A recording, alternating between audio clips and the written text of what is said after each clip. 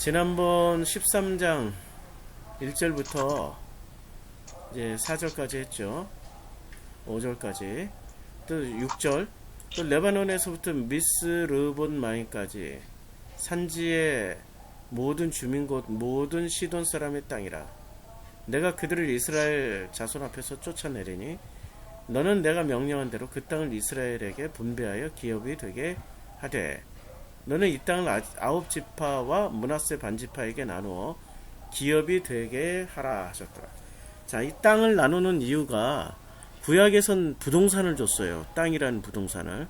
그럼 신약에서는 이 부동산, 땅을 받아야 되는 건가요? 아니면 이 땅이 의미하고 있는 마음을 받아야 되는 건가요? 신약 성경에서는 이 마음을 받아야 되는 거죠. 부동산이 아니라 이 마음을 받아야 되는 거고, 이 마음을 받는 우리 모두가 마음을 모두 받아야 비로소 그 하늘의 뜻이 땅에서도 이루어지다라는 게 그대로 이루어지는 거죠. 만약에 이게 하늘의 뜻이 땅에서도 이루어지지 않으면은 어떻게 될까요? 그게 참 문제가 되는 거죠. 자, 지금 마태복음 6장에 보면 예수님께서 이 말씀을 가르쳐 주셨어요. 6장 9절부터 하늘에 계신 우리 아버지여, 이름이 거룩히 여김을 받으시오며 나라가 임하옵시며 뜻이 하늘에서 이루어진 것 같이 땅에서도 이루어지이다. 자, 뜻이 하늘에서 이루어진 것 같이 땅에서도 이루어져야 돼요. 그러면 이 땅이 지구라는 땅을 말하는 건가요? 아니면 나라는 사람의 마음을 이야기하는 건가요? 만약에 지구라는 것을 이 땅이 곧 부동산이요 지구라고 생각하면은 아직도 하나님의 뜻이 이루어졌나요? 아직도 안 이루어졌죠. 아직도 이 땅에는 이단이 너무 많고 정말 하나님을 모르는 사람이 너무 많고, 그러니까 큰 범위로 우리는 생각을 했단 말이에요. 하늘에서 이루어진 것 같이 땅에서도 이루어지다 라고 말씀하실 때 이 말씀을 지구라고 생각했어. 내가 사는 이 땅, 이 나라, 이 민족, 그게 아니고요. 나 개인의 마음이라고요. 내 마음을 땅으로 표현을 했다고요. 그리고 이 마음에 일용할 양식을 주시는 거고요. 그리고 우리 이 마음에 죄 지은 자를 사여 준 것이 우리 마음의 죄를 사여 주시고, 우리의 마음이 시험에 들지 하지 마옵시고, 우리의 마음이 다만 악에서 구해져야 되는 거죠. 그냥 이 모든 주기도문의 내용은 우리 마음 안에서 이루어지는 거란 말이에요. 마찬가지로 13장 6절 13장 여호수아 13장 내용이 이거예요. 너는 이 땅을 아홉 지파 므낫세 반지파에게 나누어 기업이 되게 하라. 그러니까 요단강 서편 지역을 지금 말씀하고 있는 거죠. 구약 성경에선 부동산을 나누어주는 일로서 묘사를 했지만 신약 성경의 종교가 기독교 아니에요? 그러면 신약 성경에서는 우리 마음 안에 이제 이 땅, 우리의 마음 안에 이제 이 땅을 골고루 다 나눠 갖는 거죠. 근데 그 땅에는 뭐가 제거가 되어야 돼요? 그 땅에 살고 있는 왕들과 그 족속들이 제거가 되어야 되는 거죠. 근데 그 왕들과 족속은 무엇을 대표하는 거죠? 우리 마음속에 있는 선악 지식의 대표 명사들, 아모리처럼 체면과 평판과 남이 나를 어떻게 보는가, 이런 것에 너무 목매는 사람들. 우리 아까 얘기했잖아요.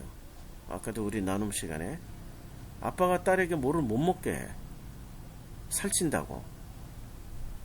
아니, 딸은 나는 살 좀 쪄도 된다고 얘기를 하는데, 그러면 딸을 위한 거예요? 아니면 이 딸이 뚱뚱하다 못생겼다는 소리를 듣는 걸 괴로워하는 그 자기 자신을 위해서 못 먹게 하는 건가요? 깊이 한번 생각해 봐야 될 문제죠. 그럼 그 사람은 아무리 남이 나를 어떻게 볼 것인가, 혹은 나뿐만이 아니라 내 가족을 어떻게 볼 것인가, 그러면 내 체면은 어떻게 되지? 내 평판은 어떻게 되지? 그래서 내 자식이 공부 못하는 걸 남의 다른 데 가서 얘기를 못해요. 창피해가지고. 아무리란 말이야, 아무리. 공부 좀 못하면 어때? 내 아들, 내 딸인데.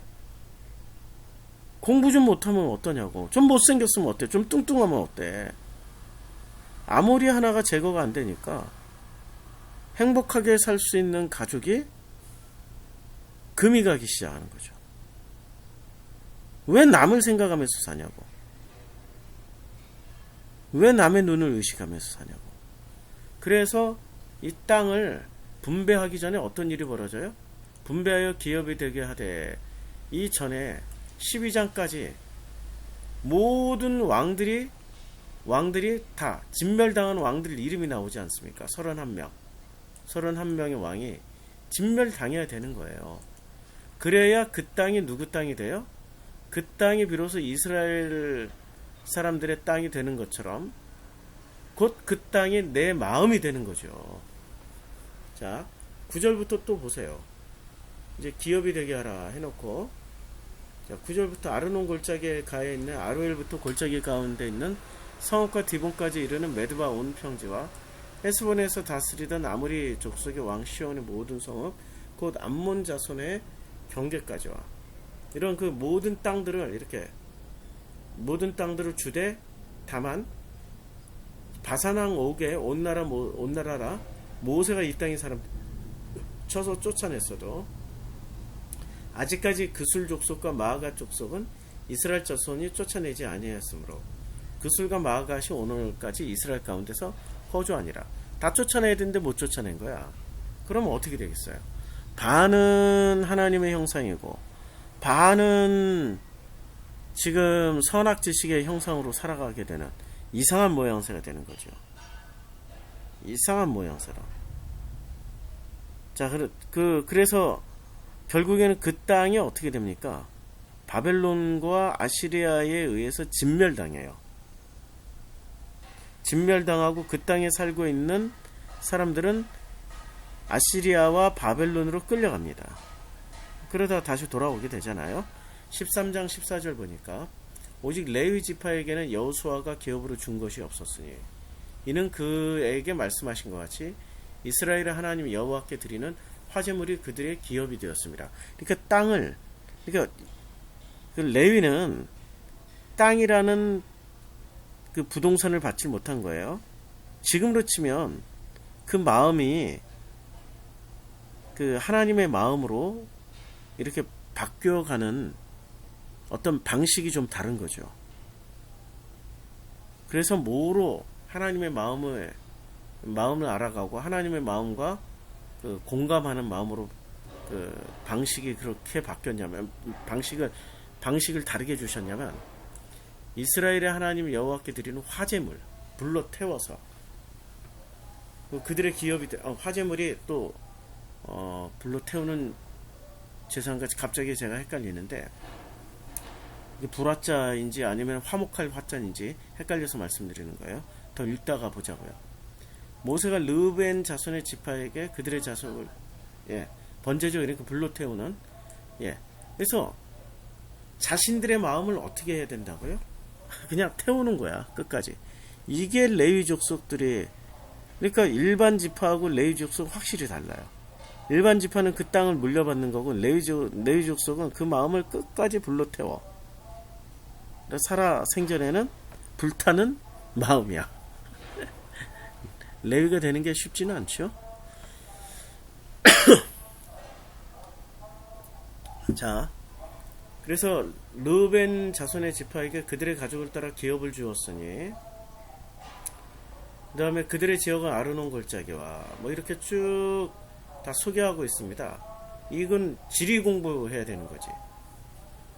지리 공부를 하고 그 13장 21절을 보면 평지 모든 성읍과 헤스본에서 다스리던 아모리 족속의 왕 시온의 온 나라라 모세가 이제 아모리 족속의 시온 나라를 누가 물려받아요? 누가 물려받는 거예요 지금? 자, 모세가 르우벤 지파에게 가족을 따라 기업을 주는데 르우벤 지파에게 근데 제일 센 헤스본, 야스, 기라다임, 벳볼 이거 어디서 나왔습니까? 그 가나안 다섯 왕들의 연합 전선에서 나왔죠.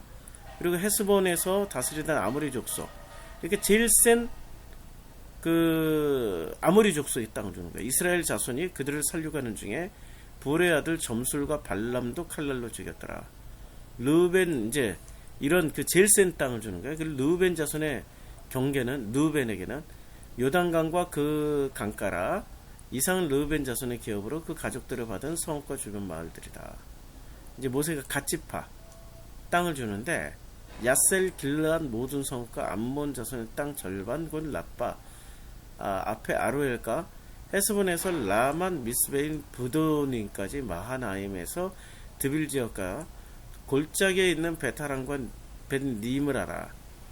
수꽃과 사본골 곧 헤스본 왕 시온의 나라의 남은 땅 요단과 그 강가에서부터 요단 동쪽 긴네렛 바다의 끝까지다. 이런 땅을 주셨어요. 그러니까 이 땅 배분은 그냥 뭐 일일이 읽어가면서 우리가 공부를 해도 좋지만 어디서 이걸 볼 수 있냐면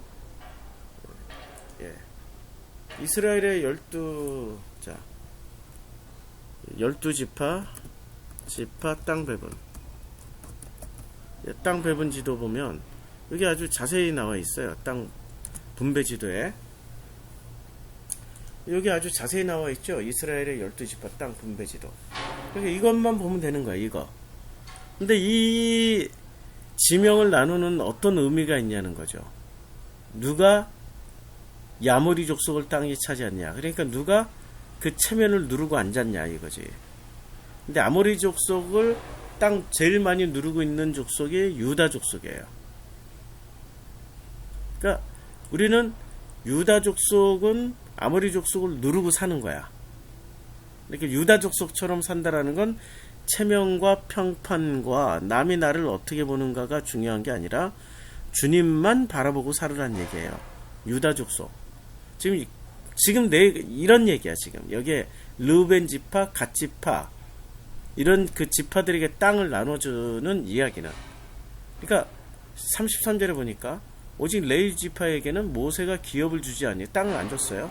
그러니까 레위 지파는 이 가나안 10부족의 마음을 다 가지고 있고 그것을 진멸하면서 화재로 태우면서 살아야 되는 지파가 레위 지파라는 거예요.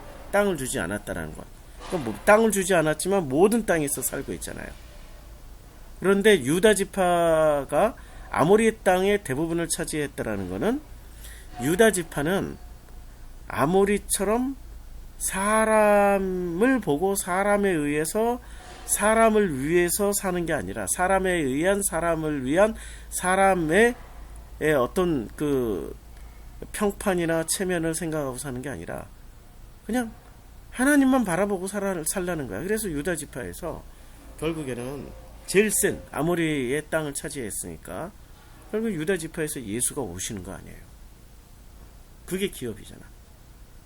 그러니까 모세가 기업을 주지 아니하였으니 이거는 레위예요. 이는 그들에게 말씀하신 것 같이 이스라엘의 하나님 여호와께서 그들의 기업이 되심이었더라. 그러니까 날마다 그 마음에 있는 10부족을 화재로 태우다 보니 번제로 태우다 보니 여호와께서 그들이 기업이 되신 거예요. 참 큰 축복이죠.